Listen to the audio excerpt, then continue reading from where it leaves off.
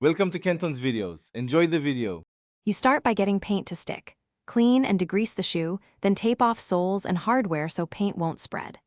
Once done, stuff the shoe to keep a firm surface and apply one thin, even coat of acrylic primer. This improves adhesion and color vibrancy. Make sure the primer dries until tack-free, usually 10 to 20 minutes before adding paint. Now select a stiff brush for edges and a softer brush for fills, because brush choice changes coverage and texture. You'll build color slowly. Mix paint with a touch of water or acrylic medium to improve flow, but avoid overthinning, which reduces opacity. Apply multiple thin layers, 2 to 4, letting each dry 10 to 15 minutes to prevent cracking and ensure flexibility. For details, switch to small round brushes, and for gradients use a sponge or fan brush, blending while edges are still slightly wet. Make sure to rotate the shoe and work from less detailed areas into finish by protecting your work.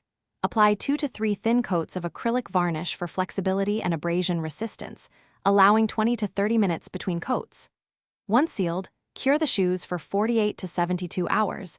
Don't wear them or bend them during that time because creasing can cause flakes. If you see cracking or peeling later, sand the area gently, reprime, and reapply thin paint layers. This fixes adhesion issues. Make sure to always test a small hidden area for flexibility before full wear. Thanks for watching. Consider subscribing if we helped you.